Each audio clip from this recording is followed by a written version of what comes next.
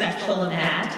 My name is Diana White, and I'm the Communications and Marketing Coordinator for the Wausau School District. I just want to start by sincerely welcoming you here tonight, thanking you for taking time out of your valuable evening to be with us and learn about this very important topic that we're discussing about tonight, which is the future of the Wausau School District. So before we go forward tonight, I'd just like to introduce you to our board president, Jim Boucher, to make a few comments. And when Diana says a few comments, it is only going to be a few comments. Thank you for being here. I hate to be redundant, but I really do appreciate the fact that we do have so many people here to come and listen to us. What we are talking about, and actually what the administration is talking about, and then going to be presenting to us as board members. I can speak from the board's point of view and the fact that we're happy to get your input. We are really searching for a lot of points of view. And that's why we've continued to say, there is no plan yet. We're listening, and we definitely are listening. And these are topics that have been talked about for many, many years. As I remember looking back when I was here as a teacher and coach, we talked about some of these situations. Now, we're really talking about it. And this is the opportunity that you have to really give us a lot of information. So believe me, we're not going to be speaking, we're going to be listening, and we're going to be continuing to hear what you have to say. So thank you for being here. We greatly appreciate it, and I hope that you get a lot out of this as the night goes on. Thank you. Thank you, Mr. Boucher. At this time, to really set the stage for our discussion tonight, we're going to play a video that's a few minutes in length. It's going to give you the perspective of some parents and some staff members about why this conversation is important and certainly why restructuring is something that should be considered. So we're going to go ahead and play that right now. Opportunity, a word defined as a set of circumstances that make it possible to do something. The Wausau School District is full of opportunities. But because of the way we're structured, a child doesn't necessarily have access to the same opportunities depending on which school they're in. And for Wausau School District graduate and parent Kelly Riddle, that doesn't sit well. I feel at some point we have to just reflect on the process, reflect on how we're doing things, and is it truly the best for our students here at Wausau? And if we can do things better, why not? Why not take the chance on our kids? She's not the only one feeling that way. Wausau School District graduate, teacher, and parent Joe Session agrees. For 16 years, he split his time between Wausau East and Wausau West as an agriculture teacher. And he'll be the first to admit that it was hard, both professionally. By 7 o'clock, there were West students trying to find me. They knew I was only there in the morning. And then the same thing, kids would be waiting for me when I arrived at Wausau East. So as a teacher, that doesn't give you a whole lot of wiggle room for prep and grading and getting things ready. And personally. I mean, we always want to have a focus on students first, and all good teachers in this district will stop what they're doing to help those kids. But it takes a toll on a teacher. I was way more stressed out and a lot less time. I spent a lot longer hours here in the building after school trying to get caught up. And now being at the one building has been a tremendous difference for not only my students and my kids, but my personal life and well-being also. Like Riddle, Stashik is an advocate for a restructure of this district. Our district wants to be as efficient as we can for not only our kids, our parents, our stakeholder groups, but also our community. Right now, we have to buy equipment for 2 shops, one at East, one at West. And we're buying the same equipment for 2 different places. That's not always the most efficient thing to be doing. We could focus on all the kids at one location. It will give us opportunities to save money that we have now, but have bigger, better, and give kids better experiences and career opportunities that they probably didn't even know existed. Opportunities that go far beyond academics. The activities directors at both Wausau East and Wausau West are excited about the doors the restructure could open up to everyone, students, staff, and even the community. Opportunities that truly seem endless. So not only could we fill all our levels that are current sports that we offer, but now we can offer extended offerings off of that. So for football, we can have all levels of football being offered on top of that with having an intramural program. So kids that still want to be involved with the sport I also see it from a recreational standpoint. You see a lot of our culture changing more to that hiking, biking, kayaking. I would say more of the rec sport type competitions. So we could open up that opportunity to single track, mountain biking clubs. They feel will truly elevate the Wausau School District to the next level, because by pooling resources for things like clubs and activities, the impact could be felt far beyond just our high schools.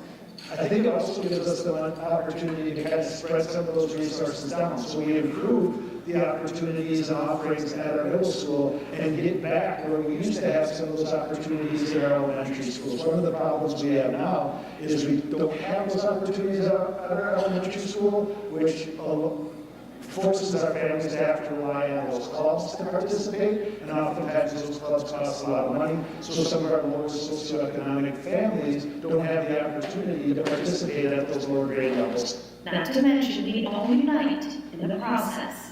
I would say we're better together. The more we can combine and the more prosperous we can become, the more engaging and intriguing it is going to be to come to our city and to our school. I think ultimately we have to look at it from the lens of what's best for all students and not necessarily our own. And it's not about being selfish, but it's kind of about being selfless. Like, what can we do to make this the best opportunity for all of the families and all of our community members? And I think if you can step back from the lens of how it impacts you personally, or maybe it impacts your children, and not a give and take, but rise everybody up together, that would be my hope in doing this, is that this would make us not only a better school district, but a better overall community. Because at the end of the day, this very conversation about restructuring is really about opportunities.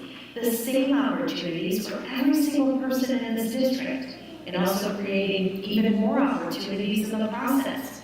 Or as the definition says, a set of circumstances that make it possible for the Wausau School District to do something. And that something is to be the very best it can be for you, your children, and our community. This is a great opportunity for us to think outside the box. And this is a time for us to kind of rally together as one community to embrace change,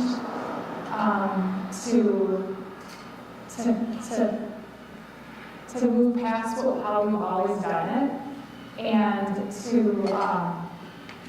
really focus on the outcome and what that could look like for our kids and our future, and set them up for the best experience. And here in the Wausau School District, we pride ourselves. Okay, we're going to cut the video right here. So before we move forward, I just want to give you kind of an overview of how tonight works. So in just a few minutes, Dr. Keith Hills, our superintendent of schools, will make his way down here, and we'll have a brief presentation for you. You are also going to hear from more members of our Wausau School District, and then the community who will give some perspectives to this conversation.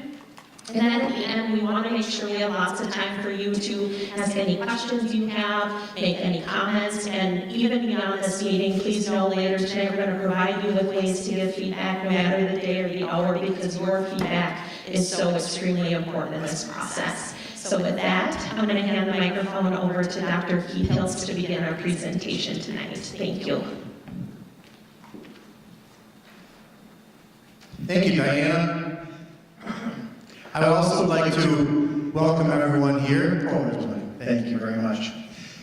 So, some of you have probably been following this conversation, and for some of you, this is probably brand new. So, if you're brand new to it, sit back. There's a lot of information to share. If you've been engaged in this conversation for a while, sit back. There's a lot of information to share, but hopefully you'll pick up something valuable again.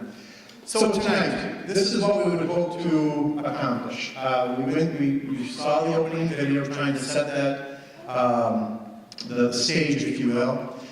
We thought we would talk about this restructuring through the 7 habits. We teach our students to use the 7 habits, our staff use the 7 habits. It's another lens through which we can analyze our thinking. Then we want to review the staff and the community feedback that we've gotten to date.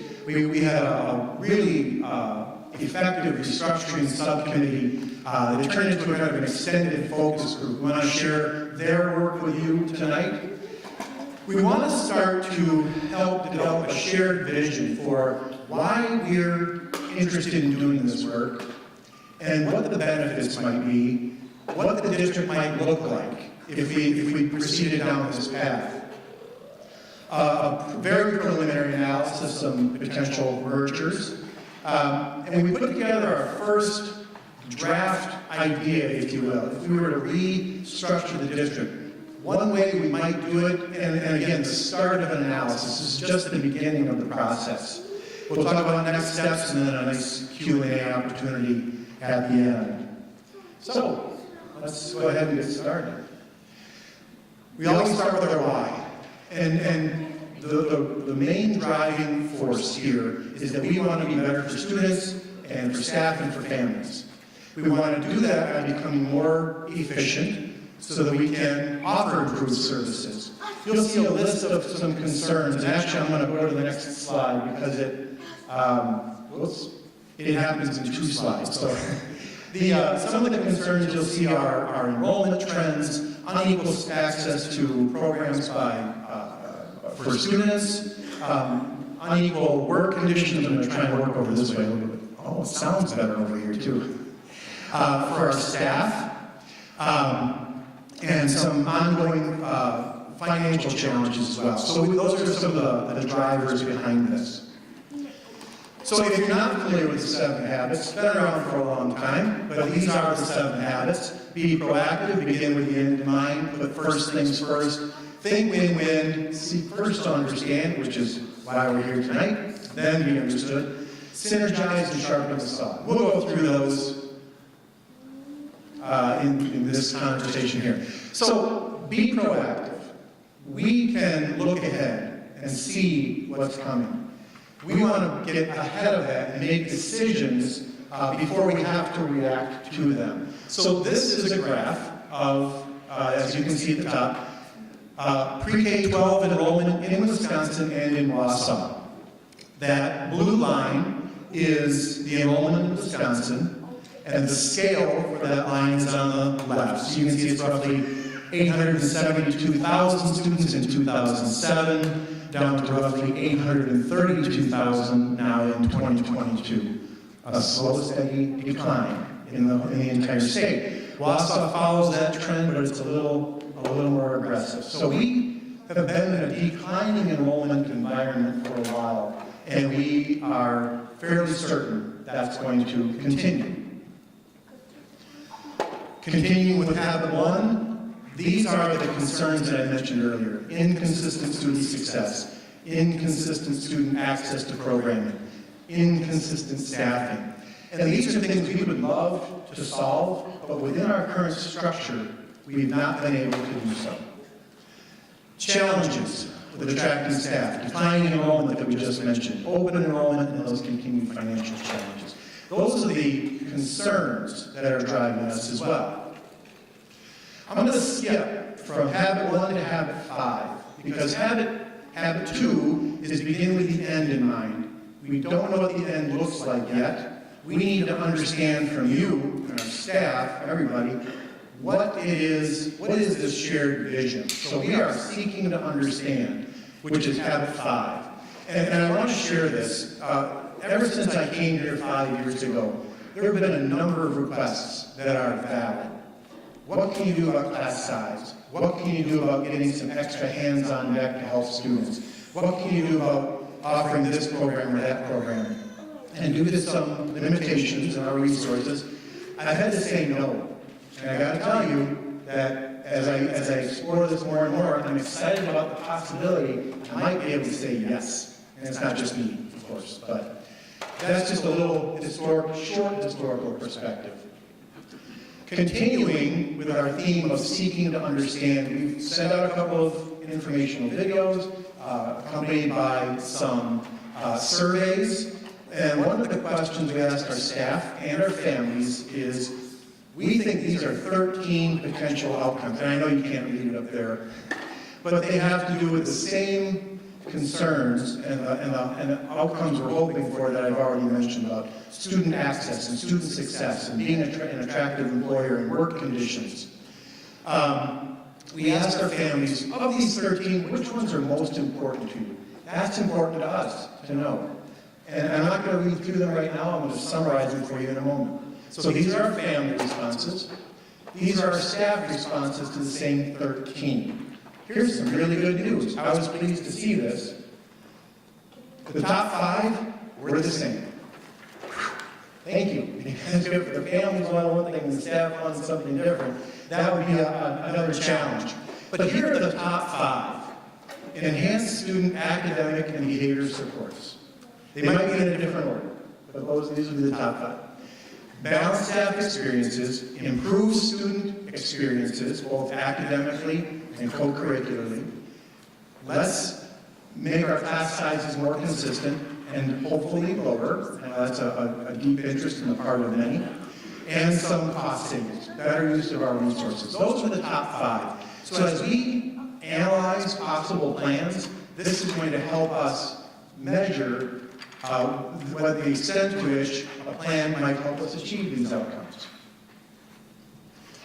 So, at this time, I want to take a pause. I mentioned briefly that we had a subcommittee that met this summer. It included staff, administrators. We didn't have a lot of teachers on, but we wanted to keep it purposely small because we wanted more of a community view to start with. We wanted to explore whether restructuring from a community perspective, did it have some possible value? And so they met with us all summer.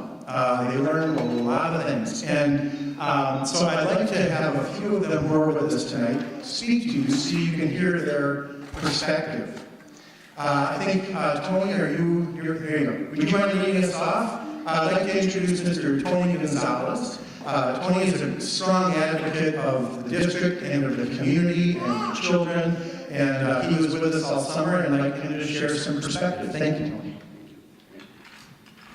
I was originally going to do this in Spanish, but my name is Tony Gonzalez. I've been in Wausau about 10 years. 3 of my kids graduated from right here from Wausau West.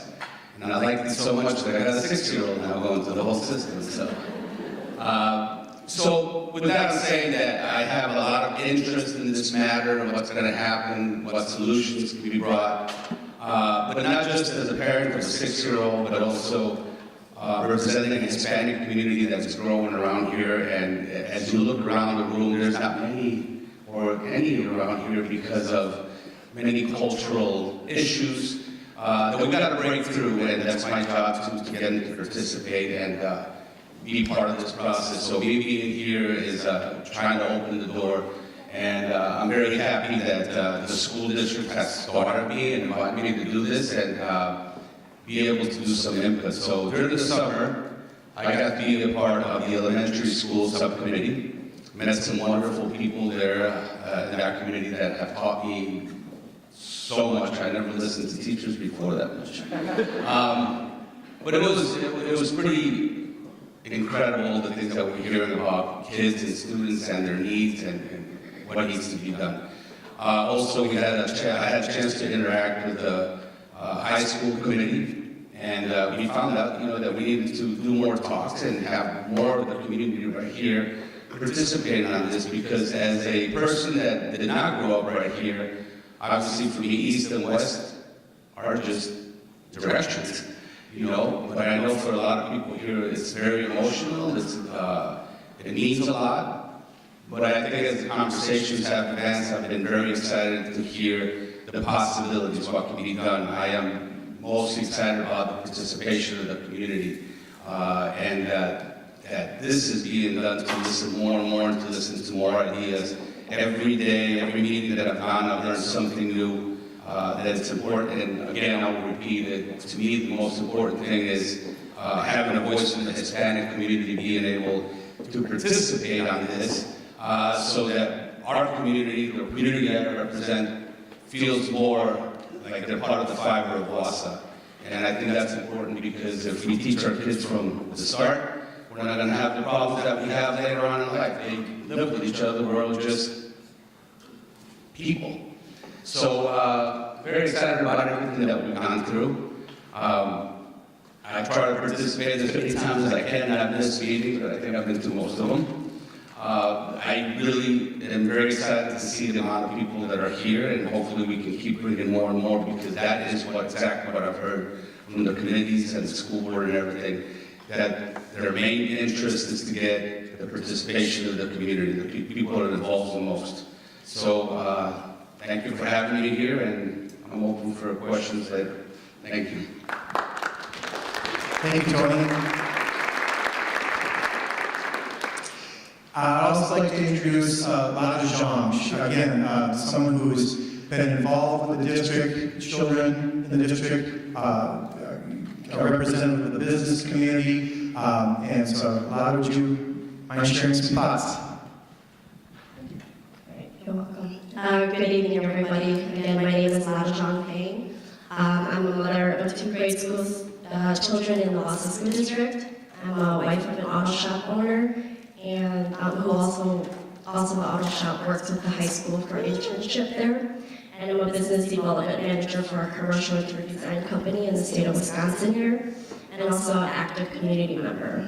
And the reason why I want to share all of that with you is because when I was invited to work with the subcommittee, one thing that stuck to my mind is my husband had challenges with students and schools reaching out to him because one school didn't have an auto shop program and the other school did. And so students who were interested in that mentorship program didn't get to be a part of our one-stop auto work environment because the school didn't provide that. And also I talk about my business development manager as a commercial interior designer.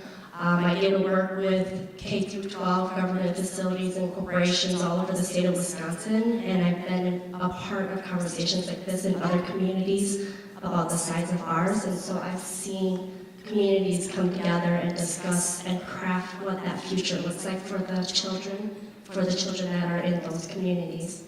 So I'd like to share with you that I'm really excited to have this, that we're all having this discussion today. And I've seen how much work the Wausau School District has done to make sure that we bring the community along in this journey. And that's really important. I'm going to emphasize that we are bringing you along with us. I've had the privilege to serve the subcommittee in the middle school, high school group, and I've witnessed the mindfulness of each and every community member. And they were putting the students, our children, as a priority in the many possible experiences they could have in the future of their success as the priority of this discussion. I'd like to share with you some of my perspectives. Communities and organizations are changing at a fast rate. Technology is dictating how businesses operate and the type of skill sets that are required. I've been in corporations where robots and automation operate a huge facility, and it only takes 8 people to run a 3-shift job. In order to stay relevant with the workforce and prepare our children for success, we must reanalyze our framework that has not changed for over 60 years. To identify what's great and working, and to understand where the gaps are. Student enrollment is declining due to lesser birth rates, and we've seen how that has directly impacted our workforce. As automation and I&A become a partner in creating successful businesses, we must provide educational content, programs, and resources to keep our students relevant to tomorrow's workforce, alongside agile leadership skills for jobs that haven't even been created yet. Our children are competing globally, whether we acknowledge it or not. Our ability to create spaces for them to organically engage, share knowledge with possible future business partners and creators of the best products and services in our community and in the world, we must provide tools, resources, and equipment to keep them at the forefront of innovation.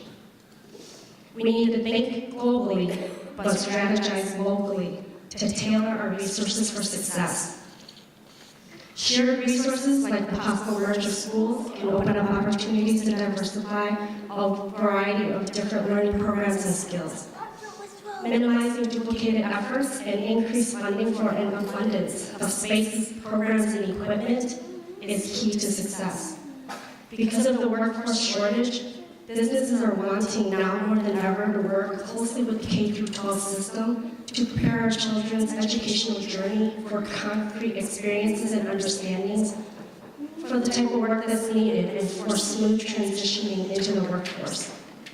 The ability to fund state-of-the-art classrooms and equipment and sports programs are priority. But when having to choose between two high schools or middle schools in the same district, it becomes a challenge. It leaves organizations frustrated and they're walking away from opportunities like this because they can only do so much in a community when they're dividing their time and funding. We don't have all the answers, but I know that we need to have this discussion as a community so we can bring the best solutions forward for the future of our kids, for our business owners, and for our community. If our parents, staff, faculty, business partners, and community members don't take action to understand truly what a successful framework for the K-12 system looks like, so we can shift and pivot together, eventually the community will decide for us whether they want to stay here or not. And businesses will also move along with that. Thank you. Thank you, Marla. Mr. Boucher talked about a variety of voices we're hoping to hear from. At each of these events, including Monday's board meeting, we invited different speakers. Monday we heard from a few, from some administrators and parents who were part of the subcommittee, hearing from some parents and business representatives tonight. A voice that we haven't heard much from, but we've heard a lot of concerns about is in the co-curricular areas. So I've asked our activities directors from Wausau East and Wausau West, Mr. Kurt Van Havel and Mr. Jason Foster, to speak a little bit to why they feel that this restructure could be beneficial and why the students may actually have more opportunities post-restructure if we were to continue down that road. So thank you, fellas. Thank you, Heath. So just a little background on myself. I grew up in Wausau. I attended elementary school. I grew up in Vermont Elementary School. I did go to John Muir Middle School at a time when we were restructured, when both sides of the river were together in 7th and 8th grade. All my friends were East and West Side kids together. I would say, being a graduate 1991 graduate of Wausau West, I can be accused of at times bleeding blue and gold. I'm very passionate about being a warrior. Our family moved back here 12 years ago, at which time I was a special education teacher here at Wausau West, and then also over time was the head football coach during most of my time here at West. Last year, I had the opportunity to become the activities director at Wausau West, and that's kind of what brought me to being a member of this committee, was my role as activities director. But in addition to that, within the city of Wausau, I've been a student, a teacher, a coach, a parent, a community member, and now an administrator. A lot of what I have written down here, I kind of said in the video, so I'm not going to be redundant because I know a lot of people have a lot to say tonight, but some of that subcommittee was kind of broken down at the high school level into two different groups. One was kind of that academic area where we really kind of fleshed out what that might look like.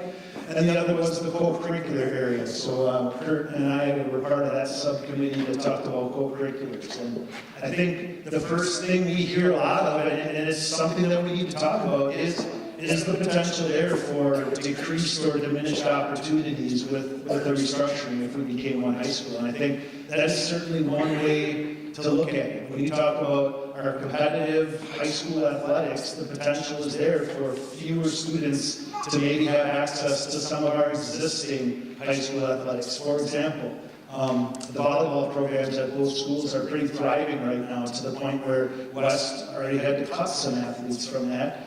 East has very robust at all levels of volleyball this year as well. Is the potential there for us to have to not allow or have as many young ladies playing volleyball if we combine into one high school? Yeah, that's a possibility. So what's the solution to that? That's our task. One of the things we talked about in the subcommittee is creating those robust opportunities, kind of like Kurt mentioned in the video, that we have. Not only that we have girls volleyball, that we have co-ed intramural volleyball.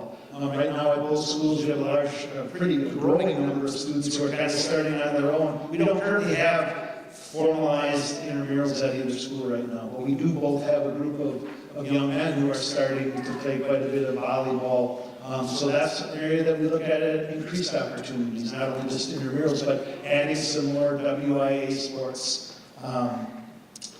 New sports, new intramurals, new clubs, activities. We have a lot of clubs, and we have our enrollment at Wausau West is about 1535 right now compared to a kind of in the 900s at Wausau East. That's a big difference. And as a result of those differences, we have maybe some clubs that run at Wausau West just from participation in numbers that maybe they don't have or can't run at Wausau East. Kind of, we talked about the autos example already. That's something that those kids have opportunity to that ours don't. Wausau East has boys swimming. Wausau East has boys swimming. Wausau West doesn't have boys swimming. So kind of combining those things. This is the first year at Wausau West that we have a girls wrestling program. Wausau East doesn't have it yet. So in that combination, having enough students in all of those areas to fill all of our teams, to run all of the clubs and activities, to build and develop those intramurals is something that we got very excited about. I mentioned in the video, kind of bringing down more organized sports or clubs and activities into those middle schools, and in particular our elementary schools where they don't currently exist, is something that's exciting and intriguing. Right now, if you combine the budgets of Wausau East and Wausau West High School for athletics, we are smaller than all the other schools in our conference. So the idea of kind of pooling some of those resources, maybe pooling those community resources, that gives us some opportunities to maybe improve some of our facilities or run some more programs is an exciting thought. Improving the quality and the number of our coaching staffs. We have a really hard time right now finding people in our community, within our staffs and our community, who are interested in coaching. We think maybe the bringing of these two schools together provides more of those. We would need maybe fewer coaches in some areas, but maybe it increases the quality of the people that we're able to do in some of those areas. And then I think one of the other big things for me is, I mentioned it in the video, is I kind of mentioned earlier that I bleed blue and gold a little bit, but this process has kind of really opened my eyes.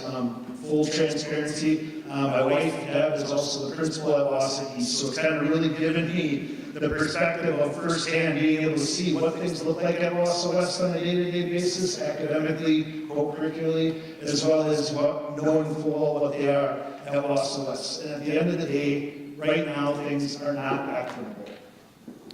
And that's really the goal and vision of this whole thing, is attempting to make things more equitable. And when this process started, or when I came here 12 years ago, I would have said, yay, Wausau West, whatever Wausau East. And even within this, the process that with the subcommittee, I think you kind of go into it early on and you kind of take for granted some things. I think Karen mentioned it at the board meeting the other night, how this process, I've changed throughout this process. I've changed through having more access to both schools. And I know that for a lot of people, you're kind of at step one on this. And that first initial reaction is going to be no, or this won't work, or this is going to, the only way that this can work is to bring one group of students down to bring another group of students up. And I think it really is going to take selflessness, it's going to take an open mind, and it's going to take that thought and that idea that the solution to this, or the vision of this, is bringing everybody up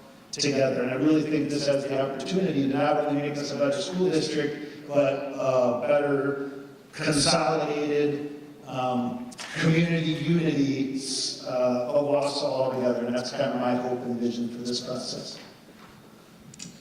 And I'm Kurt Vandenhoel. Just a little bit about my background. I grew up in the Fox Valley area, Green Bay, and had a really robust conference with sports.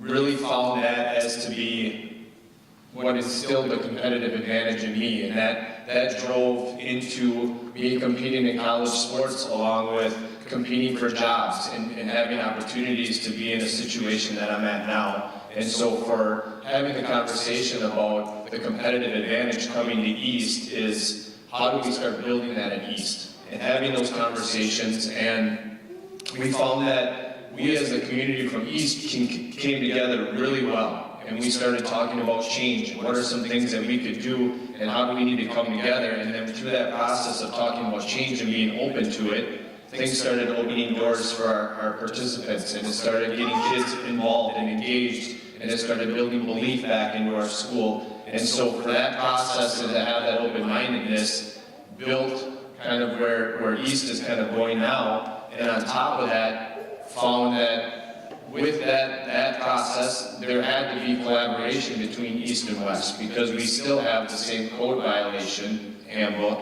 where we have to have very consistent rules and policies. And so when we found, from my experience, is that when we started talking that process, there was a lot of great conversations that came about as to, hey, how can we do this even more instead of just talking about a code policy? How do we talk about this from a standpoint of us competing? So when you look at some of the great things that when Wausau East and Wausau West combine, the first thing that comes to my mind is the Volley for the Cure Foundation. And when those two teams came together and those organizations came together, it was amazing the outpouring of donations and how big of an impact that it made within the community.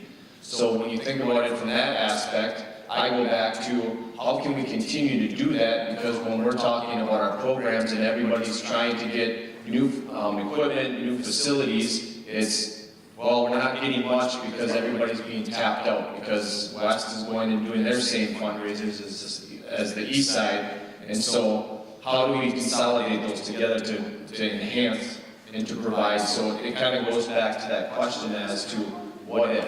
And that's where the subcommittee conversation came to, is what if we combined? What if we created one phenomenal facility? What if we could have robust intramurals and create our own leagues within our own city that can house all of this interest in sports and athletics or intramurals or clubs? What if we started utilizing our resources here at Wausau to create and use our beautiful rib moat and our lakes to have fishing clubs? And what if we started talking with NTC and utilizing some of their gaming club facilities that they have for the esports community? So all of that came, we had these conversations, and then when we separated and said, well, can we utilize this if we stay separate, it was really hard. Because it goes back to that, well, do we have the staff that we can pull from all these other clubs and try to get this side going? And do we have enough kids? And it's very disheartening when kids come in and they say, we want to start this club. And I say, okay, go and get some people, start going into that activity. So it was fishing club. And then within 2 weeks, it was like, well, there's only 2 of us. So then thinking, well, what happens if we have a combination? How can we make that a possibility? So on top of that is if we utilize coming together, we can also think about how do we offer this not only from the school perspective, but now offering it into a community, where now community leagues are using these types of facilities. And I think the only way possible is if we can come together as a community and pool our resources together to make one nice entity for that, rather than constantly competing. Because it was going back to the conversation of when we started collaborating, it's like, well, we have an issue with transportation. What's your budget with transportation? Well, it's the same as yours. Well, you're traveling a lot more because you have multi-levels and you're going in different directions. And so there were some inequities when it talked about how do we make this fundable to run. So those are some interesting conversations, and it really opened my eyes from the subcommittee perspective as to how exciting it could be if we start looking from that optimistic lens. So, thank you. Thank you both. A couple of phrases that we've heard a few times, raise everybody up together, right? What if? Those are the kind of things, the ideas that we've had that really generated some excitement throughout this conversation. So let me continue. Help again. Let's continue on this 7 habits here. We have a dedicated website, and I think I'm going to hold off on this a little bit, just in the interest of time. But Diana, who you met earlier, put together all of the information that's been discussed to this point in the subcommittees, the videos, things like that. And you can go, there's actually a link right there. It's called The Future of the Wausau School District. It's right off the main page. And so you can go there for a one-stop shop and see everything, all the information that you might want to see. All right, back to habit 2. Remember, we're habit 5 is seek to understand. We're trying to do that. Now we want to be understood with the website. Let's create that shared vision. What might the end of this look like? We're going to use that really exciting work of the subcommittee as the jumping off point. It was very creative, and so you're going to see a little bit. This is one of the ideas that were explored. So an overarching vision could be, in our elementaries, we want to build confident learners. We want to develop their skills.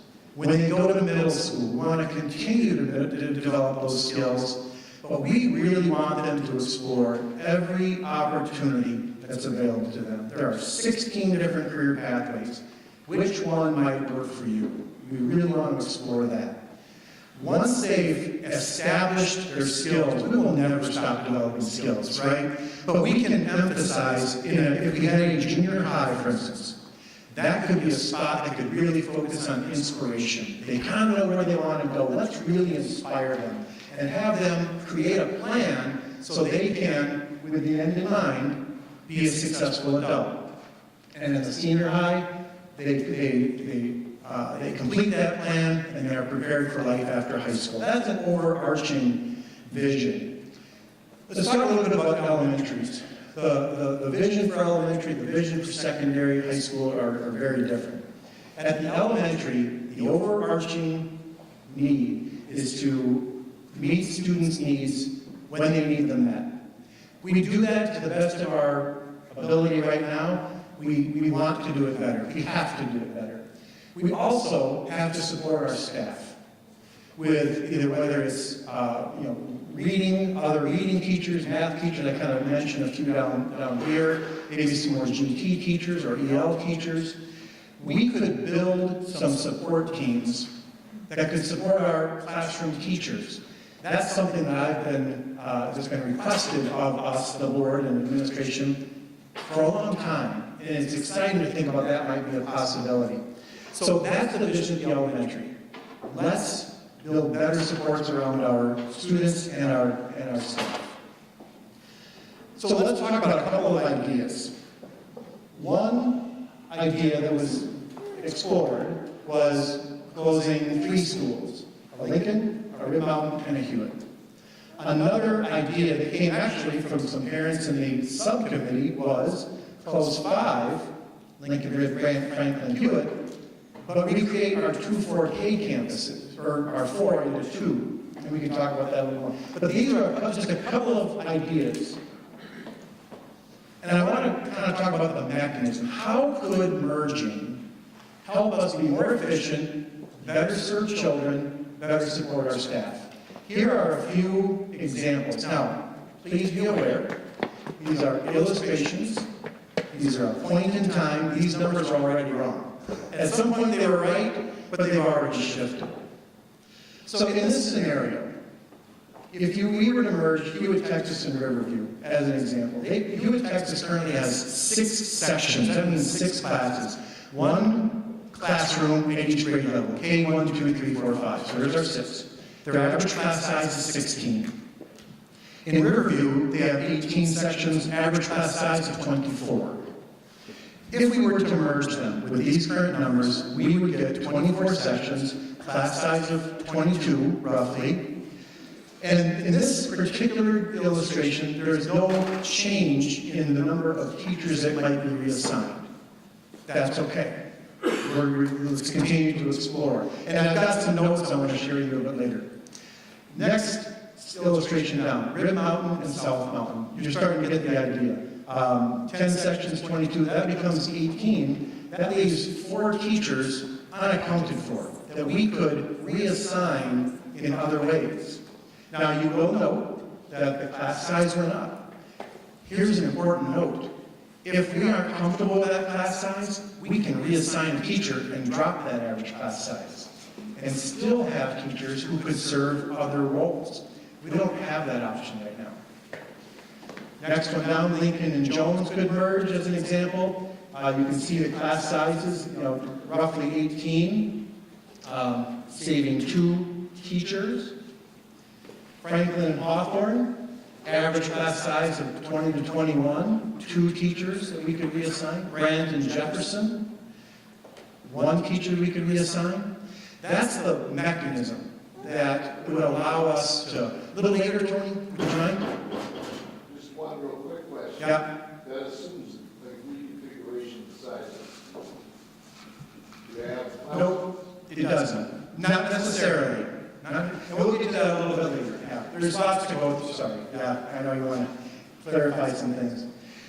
So this just talks about our teaching staff, elementary teaching staff. This doesn't consider our classroom support staff, which we could also reassign. This doesn't consider our principals. This doesn't consider other areas of staffing either, custodial and nutrition services. And it doesn't take into account some of our current, what we would call specialists, right? Like our GT teachers, our EL teachers, specialists. So for instance, we currently have 3.5 GT teachers for 13 elementary schools. They have to be spread across roughly 4 schools. If we had 10 schools or 8 schools, now even the staff we currently have would not be spread so thin. They could better serve the students in fewer schools. So it's kind of that what if, right? How could concentrating our needs and efforts really enrich the experiences of our students and staff? I'm going to go back. You remember this bar graph? These are those 13 possible outcomes. This, and again, you'll probably have to log on a little later and see this. It's hard to read. This graph tries to illustrate which of those, if we did some of that elementary merging, which of these could we accomplish? We could balance staff experiences. We could bring the community together, increase unity. We could have more consistent class sizes. We would have cost savings. We could enhance student supports. We could improve student experiences. And a concept that, or an outcome that's been discussed that's kind of side to this, but very exciting, is the possibility of possibly offering childcare or before and after school care, which we know is desperately needed in our community. We want to be a part of that solution, and this might help us do that. Continuing with Habit 2, we'll talk about the secondaries. It's different. In the secondary, one of our main interests is equal access. You've heard it a couple times tonight. Equal access for students to programming. Every student should have the same opportunities. That's really what we want. Staff should have similar work expectations. Those are 2 main drivers here. Additionally, we could better vertically align a student's experience through secondary school, and we think because of not duplicating efforts, we could actually expand some of our offerings. Our secondary subcommittee reviewed a number of options. This is a single slide that tries to summarize the work that they engaged in. And I'll do my best. Dr. Rauscher is the best at explaining this. He's our director of secondary ed. But I'll do my best to explain this. So, starting on the far left, after hearing all the concerns and all of this, the group said, what if we did nothing? Is that okay?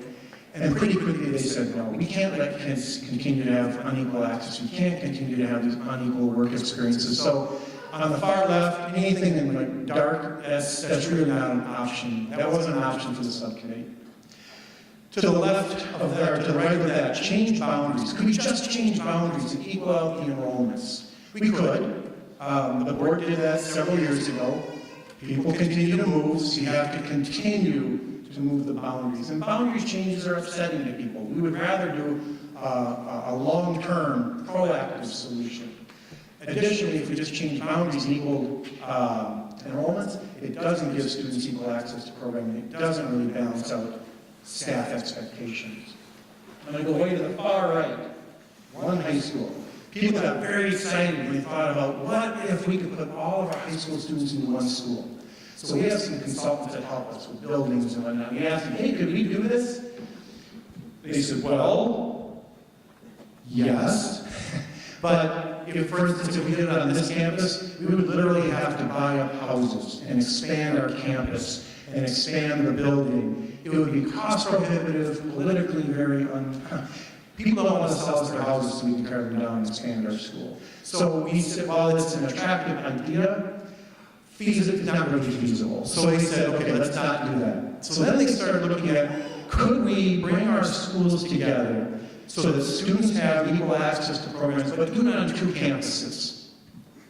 So they looked at, on the right, the light green, a 9-10 campus and an 11-12 campus. They looked at that and said, there's some good things there, but the big one in the middle, big green, that's where they thought the most potential existed. One 8-9 campus and one 10-12 campus. For a lot of reasons that you might want to read that website, there's a lot in there. But essentially, and you kind of saw it in the vision earlier, that 10-12 offers some continuity for the upperclassmen. And age-wise and need-wise, this breakdown seemed to be more beneficial to students. So that's kind of where they ended up and said, okay, that's as far as we can go without expanding this conversation. So we can come back to that if people have questions. This is that same graph. And what you'll see is, again, if we did that, we could accomplish many of those desired outcomes. All right, continuing with our habit lesson. Habit 3, first things first. We want to put students and staff families first. This will allow us to realign our priorities, realign our resources to better serve our students and our staff. Put first things first. Habit 4 is think win-win. Could we improve service to students? Could we improve their academic outcomes? Could we be more attractive to employees? And could we be more answerable to taxpayers and make better use of our resources? We think we can. It's not just a win-win. It's a win-win-win. And I think there's some more wins after that. Habit 6 is synergize. You heard some of that already tonight from some of our speakers. What can we do better together? That's the whole idea behind synergize. Finding new alternatives. And lastly, sharpen the saw. Why do you sharpen the saw? Anybody? Pop quiz. Thank you. Make it do a better job. You ever tried to saw down a tree with a spoon? It doesn't work well, right? It doesn't cut. Sharpen that saw, and the same effort you put in will help you be more effective. That's really the purpose of this whole restructuring conversation. Our staff are working really hard. We want their efforts to be more effective. Our students are working really hard. We want them to have every opportunity. I'm just about done, if you're wondering. So next steps. On Monday, the board said, please go create some draft plans. Okay? We will do that. We're going to continue this dialogue. Tonight, December 7th, we have several PTOs who we're scheduled to speak with, and then we'll see what happens after that. And we're going to start drafting some plans. And we're going to start analyzing plans. So here's one. And don't get scared, it's just an idea. All right, we're discussing it. Here's an idea for elementary restructuring. What if we close 5 schools? What if we repurpose 3 of them? 1 into a child care center for staff and the community. What if 2 of them were repurposed to serve charter schools or alternative programs? What if we sold 2 of them? What if we kept 8? Don't know about 4K yet. That's a separate conversation. But what if we did that? And would that help us get closer to that vision? What about a secondary?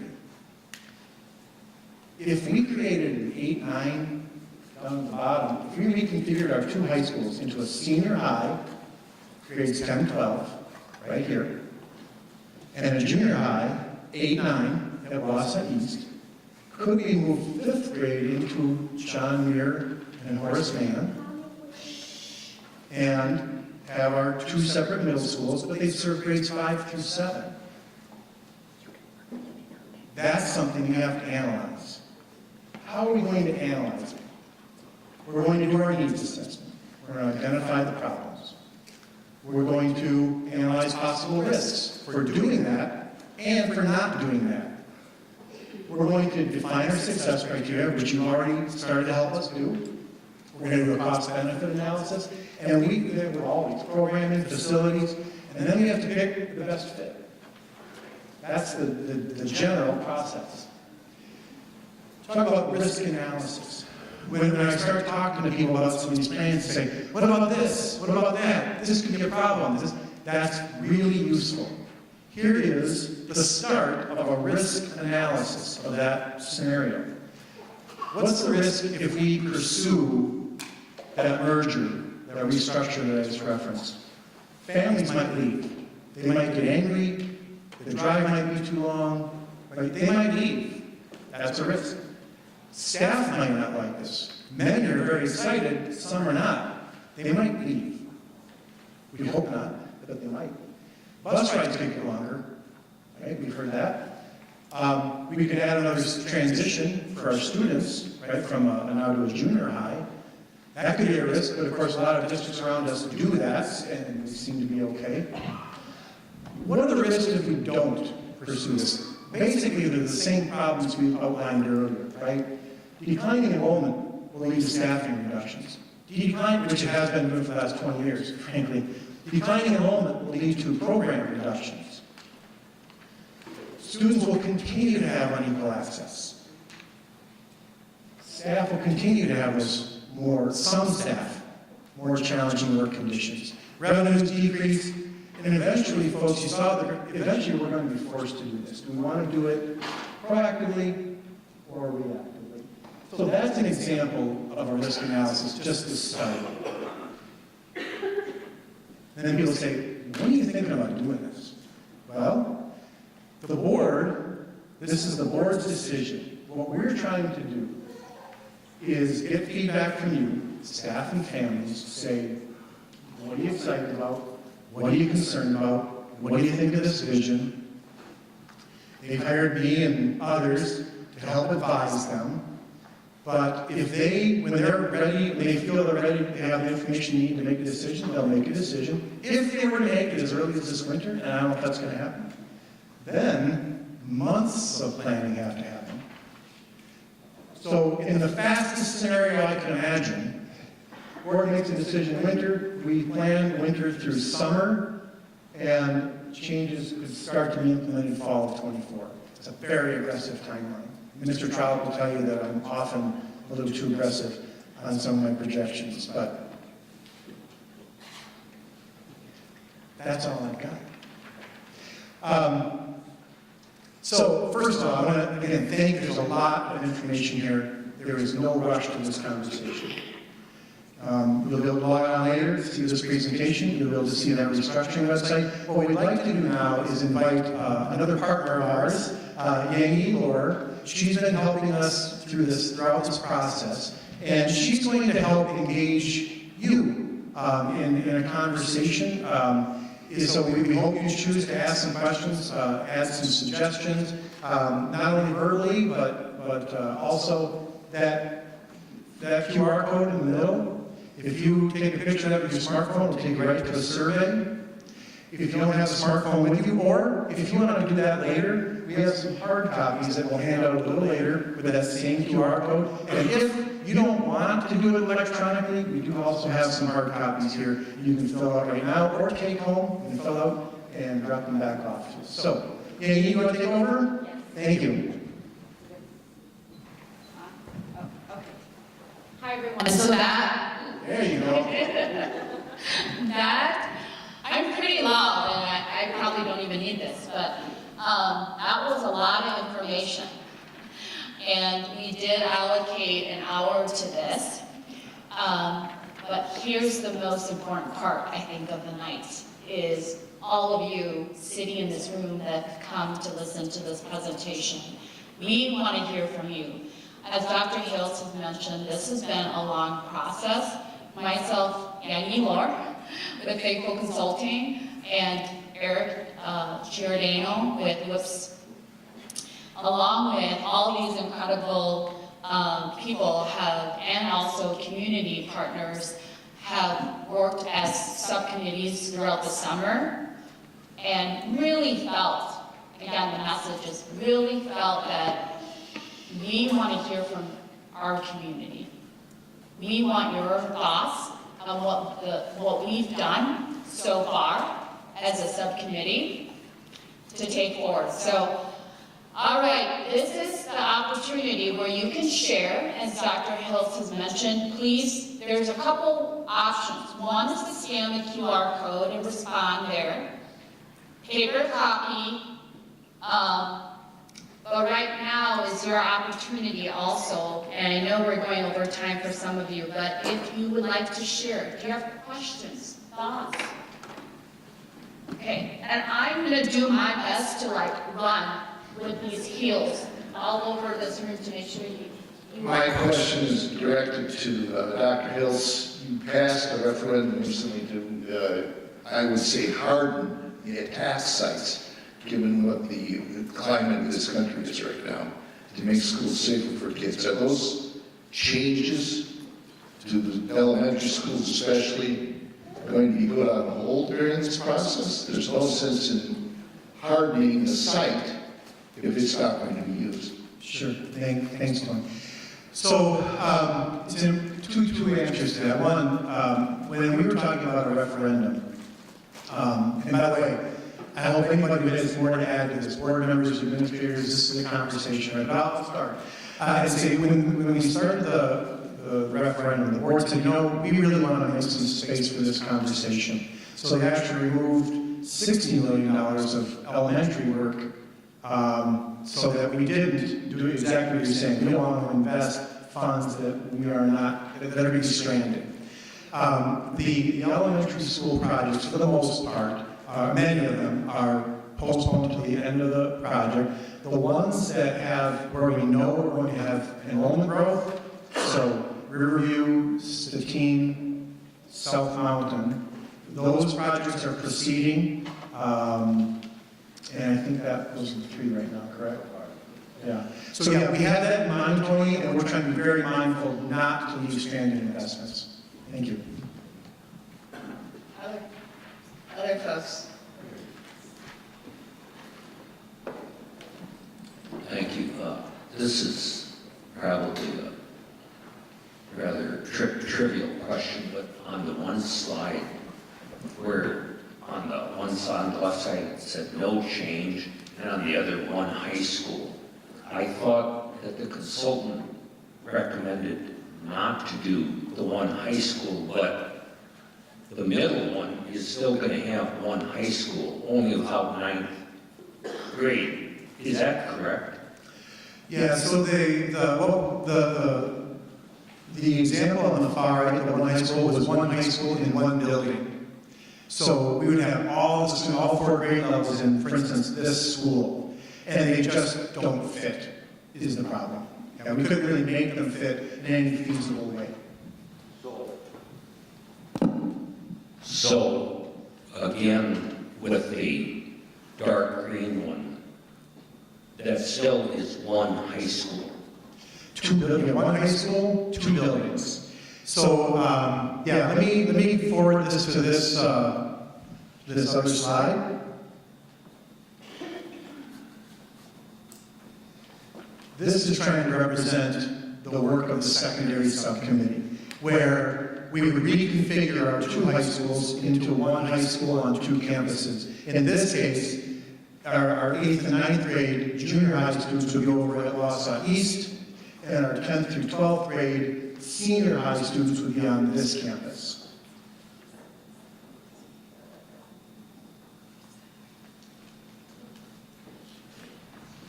That wasn't clear. That's not clear. One high school in Wausau West.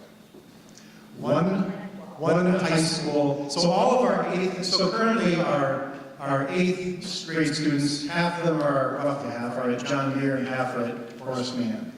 We would bring all of those 8th graders together, and we would educate them over at Wausau East.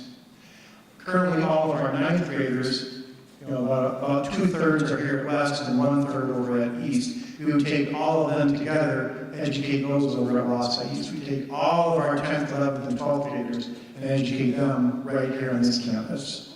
Is that helping? So essentially it'll be a 8, 9, and then a 10, 11, 12. So a junior high school and a senior high school. But the only difference is that the 9th graders would not be in that high school. That's the only Yeah, and this, thank you, yes, this building has the capacity for 3 full grade levels. Thank you, sorry about that. Please raise your hand or like do some kind of movement so I can see. Hi. Oh, God. I've never heard my own voice, scary. I have 2 questions actually. One with busing, because I know like right now we're kind of short of bus drivers and parents are not going to be real happy with having kids bus from one end of the city to the other. You want me to respond to that? Yeah. Sure. One, I'd like to share, if you didn't already, if you have students who are being bused right now, is it okay if I share this one? You're going to get a communication tomorrow. You're going to get a communication tomorrow. Our bus company is going to redo their routes so that we can stop these bus cancellations. They're going to work all weekend, make some changes from Monday to Tuesday, test them out, redo it the following weekend. I think our staff may have known, I think we gave you a heads up today, but that we just got that news today. So you'll get a communication, if you're a parent, you'll get that communication tomorrow. We really appreciate their efforts to try to do that because we know how frustrating it is. So to your other question though, about this, it could. That's one of the risks that we're concerned about. Frankly, we don't know. If we, I know Mr. Trout answered this last night. Do you want to speak to that a little bit? You've got some. Yeah, thank you. So the information that I gave last night was that one of the things that people think about when they think about the time for a bus is the distance to the school, but that's actually a fairly small percentage of the cost for the time. Most of the time is picking up students. I grew up in Red Mountain, would have went to South Mountain had it existed then, but it didn't. But I grew up fairly close to a school. It took me an hour. I could ride my bike to school faster than the bus ride, but it wasn't the distance to the school, it was the stops. And if we use that example that was up there, probably the biggest distance example would be students living where I did on the southwest side, getting bus to Horace Mann, to Wausau East for junior high. It's quite a distance. But if their bus ride to John Muir takes 35, 40 minutes, then their bus ride to Wausau East takes 10 more minutes. And I'm not saying that 10 minutes isn't important, it is. And I'm not saying that bus time isn't important, it is. It's one of the challenges that we have. But I really think it's tied more to the route itself than the distance to the school. That's only a small factor. Yeah, but what about given that a lot of the costs associated with busing? Well, that works 2 ways though. Yeah, there is some cost to having a little extra distance on our route, but there are cost savings by having less schools to have to go to. And I don't know the answer to that question because we're still talking about all this just like you are. But those are the things that we're talking about, so that's why we like to hear this, because we're talking about those exact things. And then my other question, sorry, I'll quit talking after this. No, don't. Just make them answer. Riverview is already humongous. Don't they already have like 500 kids there? They don't. They have around 400. Okay. And the reason I want to answer this is because you referred to review as being humongous. It's not. It's actually fairly average for the state of Wisconsin. It's humongous to people in this community because they think that's a big school. It's not a big school. When you look at research for model-sized schools, they're in the Mark, you probably know it, I think you did most recently, in that 350, 400 range, right? We got 2 schools that are in that model school size, and Riverview is one of them. So people think of that as a really big school, but it really isn't. Okay, so I'm gonna go where you have raised, and then I want this to be fair, so I'm gonna go, if someone goes over here, I'm gonna go there next. There's some, I can get it over here. Somebody has it. So my name is Paula Hayes, I'm a librarian at Wausau East. I've been in the district since '93. I've taught at Muir, West, and East, so I bring a unique perspective. I have some concerns because I know there's significant differences between East and West. I see some of my colleagues struggle, especially in like foreign language, when they're trying to cater to more than one level and make a curriculum that rotates every other year so that they can satisfy. So I do see some benefits to us combining. However, I also have a sophomore here at Wausau West. I know that the programs in science are significantly different. So what happens when these schools combine to the students, and how do we make that transition so that it's seamless? I'm also concerned because at Wausau East we have IB, West is AP. Do we offer these concurrently? And if we decide to drop one, how do we still satisfy it for parents who enter either program so that those needs are met? I'm a Merrill Blue Jay, and so I've been a part of this community for a really long time, and I know how important tradition is. Since I joined the Wausau community, I know traditions like the log game, going all the way down to twig and branch are important. If we combine, that's gone. I've also coached volleyball here in the district for more than 20 years. I was at the very first volley clinic here, and I followed it through the years. If we combine, that is gone. Cafe is important at East. It hasn't been replicated to that extent in the district. So if we combine, what happens to Cafe? At West, I taught English with the MOD system. There's benefits to it, but I do know students struggle with the flexibility of scheduling their time with off MODs. Some parents have chosen to send their students to East because of the more traditional schedule and that students are more accounted for. Some students flourish in the MOD system. I wonder what happens now because that choice will not be there anymore. Thank you for listening. Thank you, Paul. You asked a lot of wonderful questions, and we've asked many, if not all of those as well. I will share, let's start with the curriculum. Dr. Rauscher is our Director of Secondary Education, and she's well aware of the challenges that if we could go down this route, present themselves. Trying to merge 2 schools with different curricula, you talk about IAP, IB, different science, all these things, different schedules. As we've been talking, we haven't talked to every high school teacher, but many of them who we've had conversations with are also very excited about the possibilities. What might we be able to do if we really focus, if we work together, if we recreate what our high school and maybe middle school curriculum look like? We don't, but those are questions that we definitely have to answer. We don't have answers yet. The other things you talked about are also very important. And I'm going to back up a couple of slides here. And by the way, if anybody else wants to jump on this one, this would be a really good, because it's a big, whoop, right there. So where, I'll break it.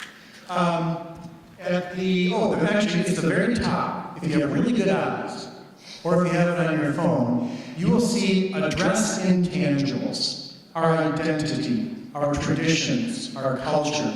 We know how important those are. We would propose there would be a team of, and actually I think Mr. Boucher and I should lead this one together. It would be fun to get with our Wausau School District historians and our innovators and talk about what are the traditions we have to keep and recreate, and what else might we be able to do. So you're right, it's very important, but that's another topic that we really want to focus on. Did I answer all your questions, or did anybody else have anything to add to that? I don't think there is an answer. Yeah. It's all considerations for if we move in this direction, the impacts will be significant. Yeah, absolutely. And again, anybody who's, please add those kinds of questions and thoughts and suggestions to that survey too, so we have it captured. Shouldn't be impossible to have multiple EP and ID? Or? I'll leave that to somebody else to figure out. Not saying it's impossible. Don't know what it would look like. All right. I went that way. I didn't see it. Oh, there. I'll go there. Okay. Just wanted to conscientious everyone here. Yep.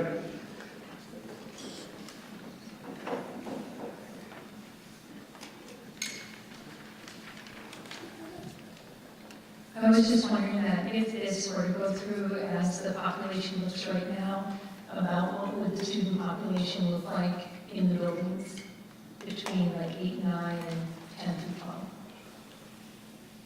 Thank you. Bob, help me out if we are roughly 600 students per grade level, correct? Am I about right? Somewhere in there. So in our secondary schools, east, in this scenario, I moved it. East, with an 8, 9, we have roughly 1,200 students, which is just below that building's capacity. And this one would have 1,800, which is right at capacity. Thank you. Elementaries, again, would depend on which ones we brought together.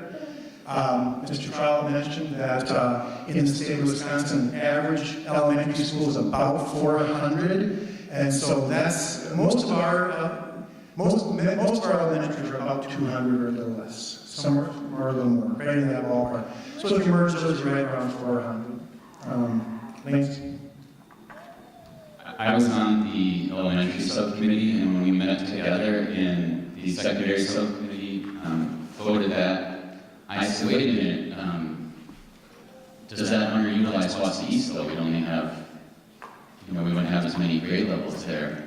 And it actually turns out that there'd be more students at Wausau East under this scenario than there currently are. It would actually go up, we would actually be making better use of that building. So I was sort of surprised to see that. That we'd be making better use of it than we are currently. All right, so I'm going to get to this corner here. I saw a few hands here. So I have a good question. So if you put the two middle schools together in the high school, those of us that are living close to the school where the kids can walk, and they're going to be bused, is that going to be at the cost of the parents and at the cost of the taxpayers? No, public schools are required to provide free transportation within some limits. So if they have to be bused, that's certainly at our expense. 2 miles, yes, is the, or a hazardous roadway, so we've many that are less, but yes. So is there someone, sorry. please go ahead,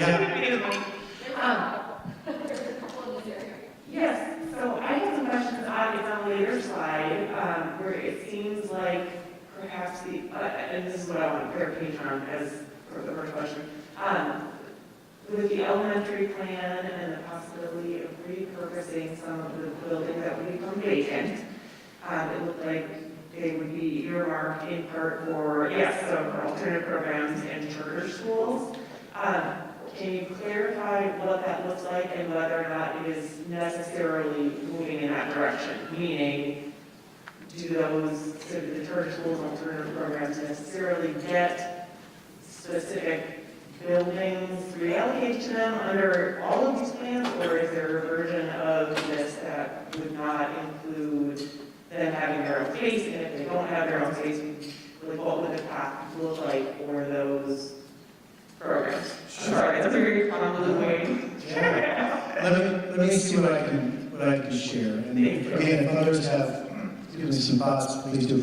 So let's talk about charter schools. We are fortunate. We have EEA, which is a 6-12 charter. We have WAVE, which is a K-12 virtual charter, which, believe it or not, this might surprise some of you, they need some physical space. Kids like to get together. They need, sometimes they want some face-to-face help. So WAVE would like some kind of a space. Then we have Montessori, which is currently a K-6, kind of a K-7, one K-8. And we have the possibility of a new charter school. A group of parents are drafting a grant application to start an outdoor environmental charter school. I say outdoor, but they can't be outdoor all the time, so they would need a space too. So they could all use a space. We also have some alternative programs that could use different spaces. We might be able to be more efficient in some of the resources we invest into those. It's a bigger topic than most people realize. One of the most prominent, I guess if you will, schools is our Montessori. They've been talking about having their own space for a long time. We didn't know if that was a possibility. We actually currently have plans to create their own school, if you will, attached to Horace Mann. That also is just put off a little bit till this conversation happens, because we recognize the value in their having a space designed for them, so that would be something we would like to be able to do if we have that opportunity. Would anybody add anything to that? Did I answer your question? The first part of it, if you wouldn't mind entertaining the second part of the question then. I guess repurpose is the word that I'm caught up on here. So understanding that there would still theoretically be students served by the district in these schools that would be, in quote, repurposed, would the budget still, would there still be budget dollars allocated to make the improvements to those buildings that were originally going to be made and that have been pulled back? Remember that? I do, sure, yeah. Couple of things there. My short answer is yes. We would look at the needs for that particular school, redesign the plans to match those needs. And now I can't remember the other thing I was going to say, so maybe just ask me another question and I'll start talking again. But I think Dr. Hills, what he's also trying to say is that's why we're having these discussions. So if you have ideas, suggestions, please put it on that survey, that the QR code, or if you need a paper copy. Did someone want a paper copy? We can have Diane pass it out so you have a paper copy. You can answer it and then just give it back to us on your way out. Maybe sit on the chair here. All right, so anybody else can add? Oh, go ahead. Thanks, Dr. Hills. My name is Mary Tao, and I feel like I've been evolving, growing with the many different boards and administration through these discussions about referendums and what we're going to do to restructure or closures. I guess I don't have any questions. I just have some statements to make. And my first statement is that I'm surprised there's not more elementary schools on that list of 5. And the first school that comes to mind, and I want to just recommend this to those who will be decision makers, is that I don't see John Marshall on that list. And I hope that there'll be some further discussions on sharing to the community or to the subcommittees on why. Because if we're really looking at cost efficiencies, which has been the message for, I believe, the last 9 years since I've been involved, I'd like to see why that's not on the list. And then my last comment or statement really revolves at the repurposing discussion. And the part where I would like to just err on the side of caution is that we could be sending a message of, robbing Paul to pay Pete, right? We talk about these potential school closures to balance out the unequal access for students, right, and for staff. I think that when you repurpose a physical space, you push people out, like our staff and our students, to merge with another school, but then you put another, school or an idea in that space. I don't know if that creates the balance that we're looking for, but I'm hoping that more discussions are had about how you try to repurpose for what's going to be best for the future needs of our students and our community. Thank you, yes. The schools that we looked at were those that were kind of worked around with the subcommittee, so that was just a starting point. But you're right, we will continue to explore other options. John Marshall just got designated, or going to get designated as a historical site. Yes, yeah, last night the city council approved that. So I don't know what that Yes.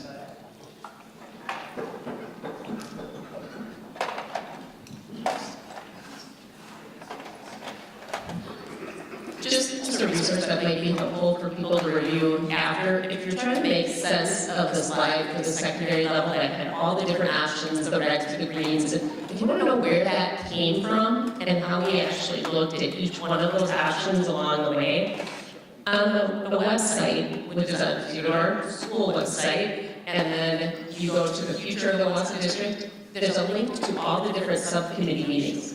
And if you want, on June 16th, the secondary subcommittee slides are there, and it gives you that what if for each school, along with things like the enrollment numbers based on the enrollment at that time. So you can see it that, well, what if we do nothing? And there's some information there. What if we change boundaries? And it gives you specifics about the numbers of students who would have to move and what that would do. And it also, each one of those what if scenarios says, it would move us closer to these outcomes or take us farther away. So I think Diana's walking us through, should go to June 16th and hit that little plus. Then the meeting presentation for secondary, the bottom one. And we don't need to go through this now, but I just want you to be able to see it. If you scroll through, you'll get a little background. And then saying, okay, well, if we're trying to, here's how we're going to make decisions. Go ahead, keep going, Diana. What should we make our decisions about? Go ahead, keep going. A little bit more. And almost there. You gotta get to the Lots of work. okay. So these are all, at the time we had 5. So these are 5 different things we could do. And now each of the following slides says, okay, what if? So what if the one in Wausau High School? And it gives you an idea, well, we would have this many students in it. How does that compare to the largest high school in the state? How does that compare to our current capacity and so on? So it'll take you through each scenario with some of those numbers, just so you can see the thinking the subcommittee did. And the goal of the subcommittee at that point was not to come up with the best answer. It was to say, well, we can't really realistically look at 5 or 6 different things in detail. So if we could narrow it down and maybe figure out 1 or 2 that would be worth exploring in depth, how would we do that? Just more background for those who really want to know the numbers. Thank you, Dr. Rush. Oh, go ahead. 2 more questions.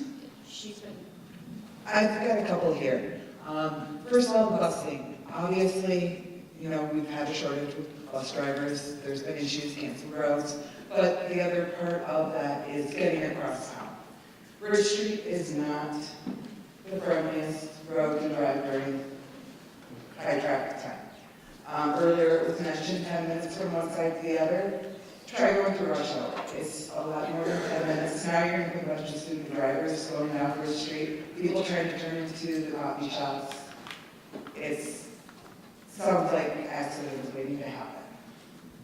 So I want to just make sure that's being reviewed as well. Secondly, it seems like for the last at least year that I'm aware of, it's been pushing to go with the split junior, senior, 10-12 or 10-12, or the 9-10, then the 11-12. It seems like that's where the focus has been. Why aren't other options thrown out there and truly analyzed as other options? It's always been the focus of splitting the 2 so we have one high school. It's going to cause a lot of conflicts, a lot of problems. So is there some work that's been done with other options?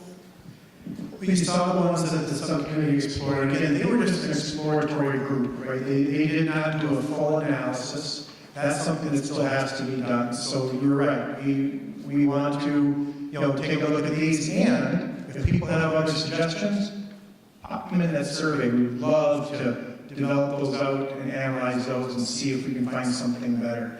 I think this one, again, this group started with a blank slate, and it's interesting that they ended up in a very similar place. There's just a lot of potential here, but yeah, we're open to other ideas. Do you think that a year's timeline, because when you say fall 2024, you're looking at the 23-24 school year? Or That's next you're looking year. at the 24-25 school year? 2 years, 2 years since past fall would be the earliest. That's a lot to put together for restructuring high schools, and you're talking junior high, middle school, moving to students. I think that's a little quick to make such a big decision, and then you're talking the two high schools are going to be at capacity, east and west, pretty much at capacity, so there's no room for growth in the community unless we restructure again in a few years if Wausau grows. Projections are it won't, right? The enrollments in the state are declining, and we can only work with the information that we have. So we wouldn't anticipate that, but that is a risk we could have. What if Wausau grows? Then what? Dr. Thank you. Hills, should I take one more, a few more? What are you thinking? Sure. We want to, if we can. I think it's great that we're all coming together to give our kiddos the best experience we can. My question relates more to facilities. I'm like Tony, our family's a little spread out. We have a 4th grader at South Mountain, and our son graduated from West this past spring. He had the good fortune of having Coach Foster as a football coach. Is there a possibility to have a sports complex that would be for, having football field, swimming, where our kids can have pride in what we have for facilities? If I could share with you, before our son could drive, so it's probably his sophomore year, we were waiting in the West parking lot for him. And we had placed somebody from the Valley, forgive me, I don't know if it was Appleton or Oshkosh. And we're waiting for him, and I'll pull some of the, because we don't have showering facilities at Tom Field, so they drive back to us to be able to take a shower. And the parents from the other opposing team actually set up tables and had dominoes ordered on their sidewalk and delivered. And I'm like, wow, I feel like not a very hospitable opponent for them to come here. But there's just some limitations. I know it's landlocked and there's some other things, but and as far as varsity swim goes, I don't think we have a facility to host those type of events either. And I guess I just wanted that to be considered and voiced. Thank you so much. Yeah, when we talk about improving experiences, I'm probably to one of you or others, right, who have some perspective on that. Every experience that our kids engage in is important. It's important to them, right? And so whether you feel strongly or not about athletics, it's really important to a number of our students. And so, yes, we want them to be proud. We want them to be safe. We want them to be competitive, all those things. So, yes, we have that interest. I don't have an answer to your first question about a complex. Currently, we are just beginning to introduce turf to our two campuses. And so we're very happy we're going to be able to have those opportunities, and we can certainly continue to explore that as we move forward. I don't know, would anybody add anything to that?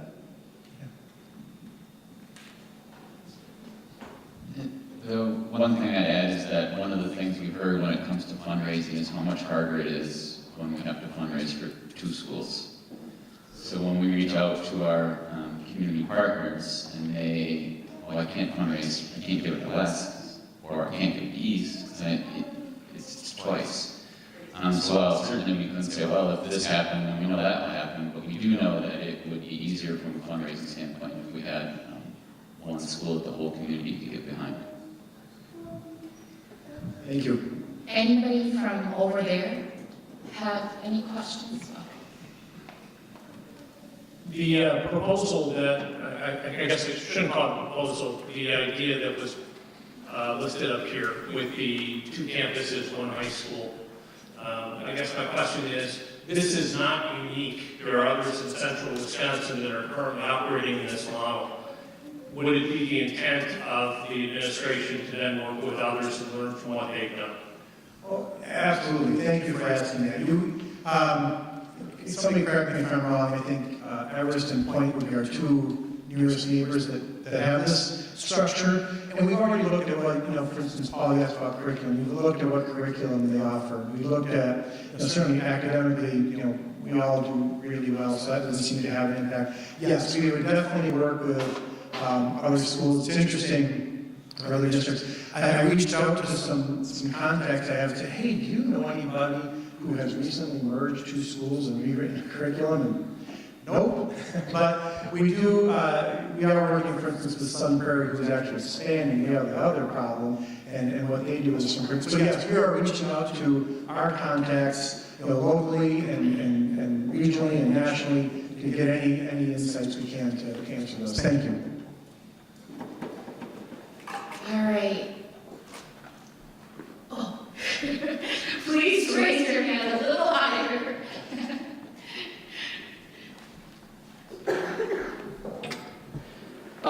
Just a quick note. So I was one of the students who grew up in Intermountain. I actually went to West, went to EEA, went to East, graduated from East.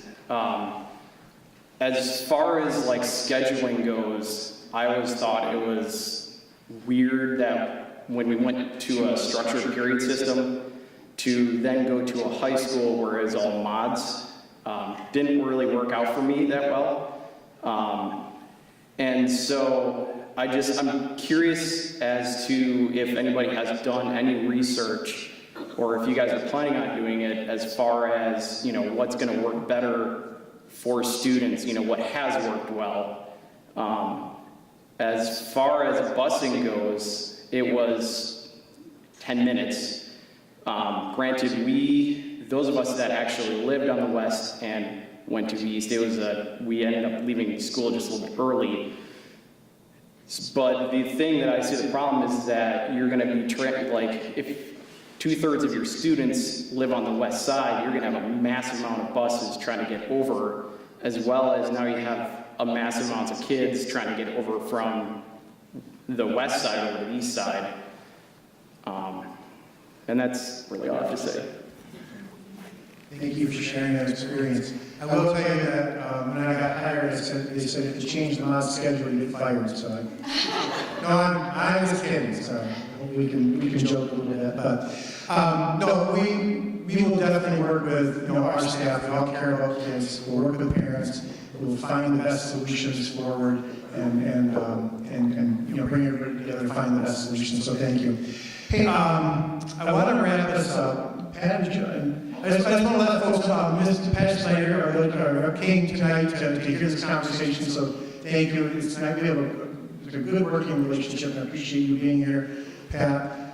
Thank you all for being here. It's an important conversation. It's very exciting. It's challenging. And again, please share your feedback in writing. We'll have another session December 7th. We'll try to do something a little bit different.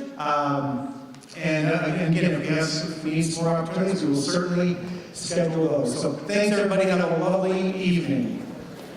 Thank you, everyone.